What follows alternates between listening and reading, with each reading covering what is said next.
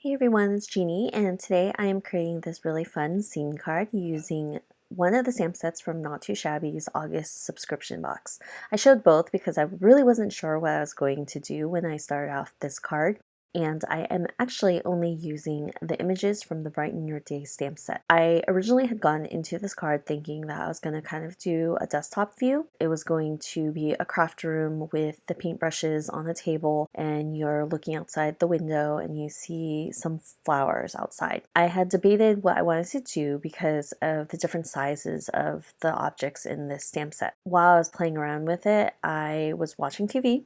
I was kind of scrolling around trying to find something on TV. Inspiration kind of hit, and I decided to base this card off of 50 First Dates. If you've ever watched the movie, it has Drew Barrymore and Adam Sandler. She was in an accident where she had lost her memory, so every day is a brand new day for her. So her brother and her dad paint this wall white every day in her art room, and she will come in and paint flowers or whatever she feels like on that day. So this is basically her art room where she is painting these flowers and having a really great crafty time. Because of the sizes of everything, I had to play with the depth of it. The jar of watercolor brushes and the paint tube are much larger than her, so it makes no sense for them to be the same size as her because it just can't, because those are the sizes for the images. So I placed them at the front of the card, which makes them closer to us. And so in the back is the wall that she'll be standing in front of and she'll be painting. I had taken a ruler to my card panel and drew a line in pencil, and I'm just going to go in and use my Copic friendly marker to draw that dark black line. For some of these images I did have to mask them off because I needed to stamp on top of them. So for the tube of paint, I put that in front, so I stamped that first, masked it off, and then added the jar of brushes. For the girl herself, I had to stamp her and mask her off because I was stamping flowers behind her. Anything that you want in front, you'll stamp first, you'll mask it off, and then you'll stamp whatever comes behind them. For this card panel, I will be coloring completely in Copic markers, which is something that I don't love to do, but there are some instances where I will. So for a lot of scene cards where I am drawing my own items or objects, I will usually color all in Copic markers because it's just a pain to stamp out mask for them because they're hand drawn, so I can't stamp it. I kind of have to trace it, and sometimes I can't really see the lines. I had to draw in this table to play with the depth perception because these items were a lot larger. It made no sense to have a huge tube of paint next to her or that huge jar of paintbrushes. So I put them on the table and I moved in front, and then she is standing behind further in the room near the wall. And in the movie itself, she is always painting on this entire wall. They repaint it every night, and so it's a blank canvas for her every day. Since the flowers were pretty large as well, I decided that those were the flowers that were going to be scattered around the wall and she'll be painting them. So when I finish this card, some of the flowers aren't fully colored in, and that's because it's kind of her work in progress and she's working on painting for the day. So 50 First Dates is kind of one of those movies that I watch all the time. I still have cable, so I have a TV guide, TiVo. It records things for me, but anytime I see certain movies on television, I will rewatch it. This is just one of them, and I actually had to really think hard about the color outfit that she wears because she wears the same thing every day because she always thinks it's the next day and nothing changes except for like sometimes there's something that happens that kind of changes the course of her day, such as meeting Adam Sandler, and he kind of inserts himself into her life in a different way, leads them on to different adventures.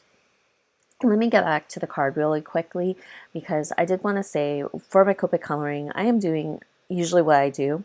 I color with 3 Copic markers for each area because I really like the dimension and shadow that 3 markers bring, and usually I'll go in with my darkest color to add the shadow areas, blend it out with my midtone, and then blend out the rest of the image with a lighter color.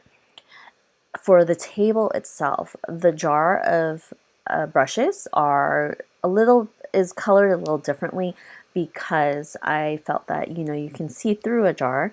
This jar doesn't have water or anything. It's just something that is holding those brushes. But because of how glass works, it kind of deflects the color. And what I did was I picked lighter colors to color behind it, so it kind of gives that trick look of being transparent, and you can see the table that it's sitting on, you can see the wall behind it. So I just picked lighter colors, and I'm not like a pro at coloring things like that, so I thought that that was a pretty good job. I could have gone a little darker, but I just really didn't want to mess with it. Once I finished the table, I kind of left it alone. But for the wall itself, I'll be only coloring a portion of it because I wanted it to look like it was a work in progress. When you see the final card, that's why some of the flowers just aren't fully colored in. But there's nothing super special about my coloring. I'm just doing my usual, and because this is a scene card and it's all coloring, this is the entire card. If you're done watching the video because you just wanted to see how I put it together, I guess goodbye. But if you want to stick around, I'm just going to be chatting for the next few minutes while I take you through the coloring, and I'll insert my commentary here and there. I also was inspired by 51st Dates because I will be going to Hawaii, and actually when this video comes out, I will actually be back from Hawaii. And when I was in Hawaii prior, I had looked for the hukilau where they had met, where Adam Sandler and Drew Barrymore's characters had met. And it is inspired by that cafe, but it totally does not look the same, and I was kind of disappointed because I am that type of person to really go and seek out places that have been shown in TV shows or movies or whatever. I just think that it's so much fun. So like when I went to New York, I actually did like a movie TV tour where they dropped you off around places where you see in movies. So like Gossip Girl, the Met Steps, and there were different locations. So the Sex and the City house, the Friends coffee shop, things like that. So those things really like just make me so happy because I think it's really fun to see something that you know on TV or in the movies in real life. And yeah, so I made it a purpose in my last trip to Hawaii to do that, and I was kind of disappointed because it looked just nothing like it. So there was another instance where I went to New York and I was looking for the How I Met Your Mother bar, and it was inspired by a specific bar, and I had gone. It does not look like it at all, so I was disappointed. But I do love when you're able to see the exact things that you see on TV because it's just so fun. And it feels like you're kind of a part of it, and even though it just might be the outside. So for like the Friends building, it's actually really short, and I didn't realize how short it was. I had gone and I was like, really, that's it? And I had to rewatch the intro, and it's just, I guess I never noticed it because it kind of pans by it so quickly that I always thought it was like a high rise, and I think New York and I think high rise. So anyway, I'm totally a nerd for that, but if you are like that too, let me know what you've done and where you've gone and what you've seen, because I just really enjoy that. And in San Francisco, there's a few things, like we have the Full House houses, the actual house, and then when they do the pan shot in the park, the Victorians that are in a row. So I know exactly where that is. I know where the Mrs. Doubtfire house is. And when my cousin from Canada had come, she was obsessed with Princess Diaries. And there was, I forget what it was called, Rose a Street or something, where it was the hill. And we actually looked for Rose Street, and there's no such street. Well, there is a street, but it is completely flat. So it definitely was not the one in the movie. But in Princess Diaries, their school is actually located in the city as well.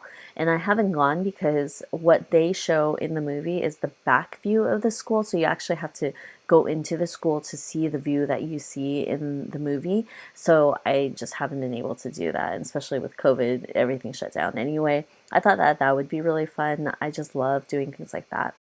So let's get back to the card really quick. I am finishing it up and coloring the background with a light blue. I thought it just was really pretty with the pink and made the flowers pop. I also had chose the floor to be a warm gray for that very reason, because I knew I wanted to add a bunch of color in the background and on the wall. As I finished coloring up this card, I have picked out a sentiment, and in the stamp set, it was kind of funny because one of the sentiments actually says it's a brand new day. I thought that was just so perfect for this card, because for 51st Dates and Drew Barrymore's character, Lucy, she actually, every day is a brand new day, and it was just so perfect for this card. Normally, that's not something that I would probably put on a card, because I really like ones that are functional and I can give it to anyone. I guess it works in this case, and I hope that I can think of a friend who really loves 51st Dates, and this would be the perfect card for her.